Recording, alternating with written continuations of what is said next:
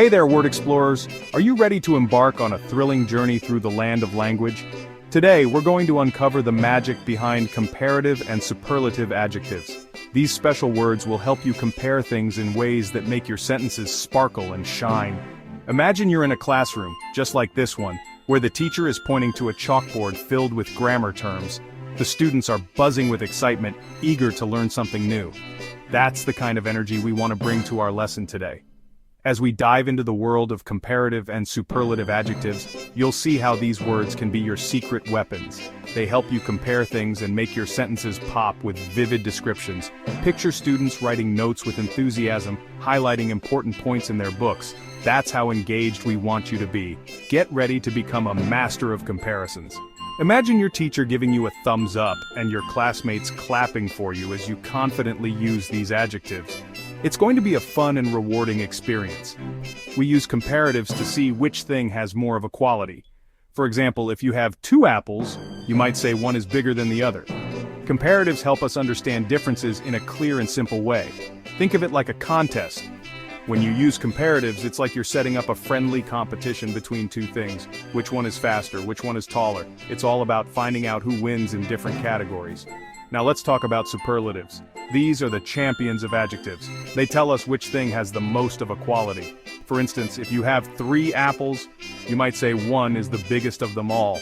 Superlatives help us identify the best, the tallest, the fastest, and so on. Don't worry, it's easier than you think. With a little practice, you'll be using comparatives and superlatives like a pro. So let's get started and have some fun with words. One-syllable adjectives are the simplest to change into comparatives and superlatives. Just add "er" to the end for the comparative form and "est" for the superlative. Let's look at an example. Adjective, tall. Comparative, taller. John is taller than Mary. Superlative, tallest. Sarah is the tallest student in the class. See, easy peasy.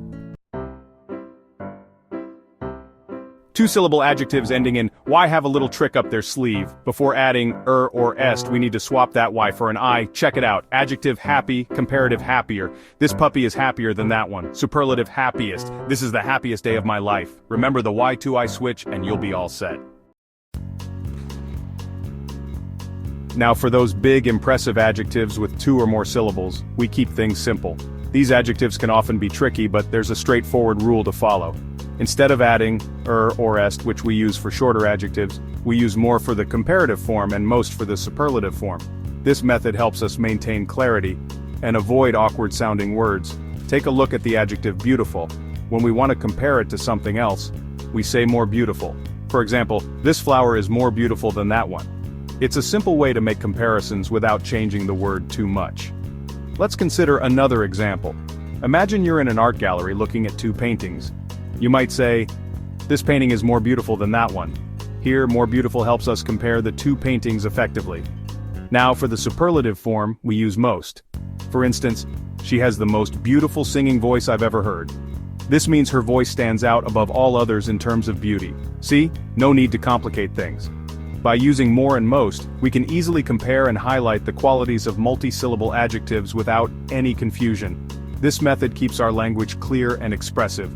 So, next time you come across a multi-syllable adjective, remember this simple rule. It will make your writing and speaking more effective and elegant. Happy learning! Section 5. Sneaky E adjectives ending in E. Adjectives ending in E like to keep things short and sweet. To form the comparative, just add ER. And for the superlative, add. Let's see it in action. Adjective large, comparative larger. This house is larger than that one. Superlative largest. That's the largest pumpkin I've ever seen. No need to double any letters here. Section 6. Doubling up adjectives ending in vowel plus consonant. One-syllable adjectives ending in a vowel followed by a consonant have a special rule. Before adding "er" or "est, we need to double that final consonant. Like this, hotter, it's hotter today than yesterday. Hottest, this is the hottest summer on record. Remember to double that consonant for extra emphasis. Section 7.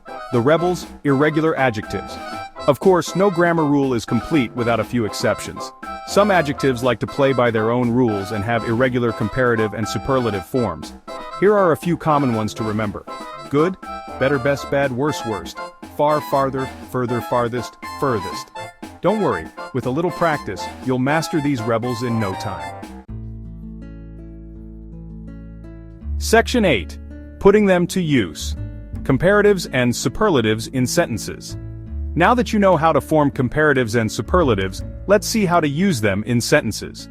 Comparatives and superlatives are essential tools in the English language that help us describe and compare things in a more precise and vivid manner. They allow us to express differences and similarities between objects, people, places, and ideas. By mastering these forms, you can make your communication more effective and engaging. Comparatives are used to compare two things and are often followed by the word than. They help us highlight the differences between two entities. For example, when we say, "This pizza is tastier than the one we had yesterday," we are using a comparative to show that the current pizza has a better taste compared to the previous one. This form is particularly useful when you want to make direct comparisons between two items. Example: "This pizza is tastier than the one we had yesterday." Notice how the word tastier is the comparative form of tasty. By adding the suffix "er," we create a word that allows us to compare the two pizzas directly. This structure is common in English and can be applied to many adjectives to form comparatives. Superlatives, on the other hand, are used to compare one thing to a group, and are usually preceded by the word "the." They help us identify the extreme quality of one item within a group. For instance, when we say, "Mount Everest is the tallest mountain in the world," we are using a superlative to indicate that Mount Everest has the highest elevation compared to all other mountains. This form is useful when you want to emphasize the highest degree of a particular quality. Example: "Mount Everest is the tallest mountain in the world." Here, tallest is the superlative form of tall. By adding the suffix est, we create a word that signifies the highest degree of height among all mountains. This structure is widely used in English to express the utmost quality of an adjective. You can also use the phrase "not as to compare two things that are not equal.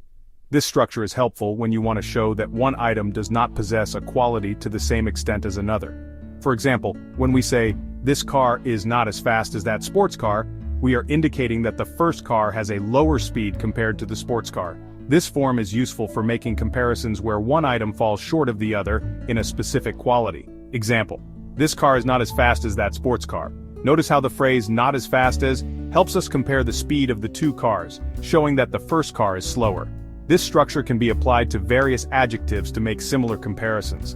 And don't forget about less and least for lower degrees of comparison. These forms are used to indicate a lower degree of a particular quality.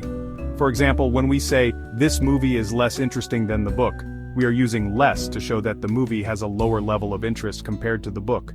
Similarly, when we say, "That was the least exciting game I've ever seen," we are using least to indicate that the game had the lowest level of excitement among all games we've watched. Example: "This movie is less interesting than the book." Here, less interesting helps us compare the level of interest between the movie and the book, showing that the book is more engaging. This structure is useful for making comparisons where one item has a lower degree of a particular quality. Example: "That was the least exciting game I've ever seen." Notice how least exciting indicates the lowest level of excitement, emphasizing that the game was the most boring among all games watched. By mastering these forms, you can make your comparisons more precise and your communication more effective. Section 9. Keep practicing. Congratulations, you've learned the ins and outs of comparative and superlative adjectives. Now it's time to put your knowledge into practice.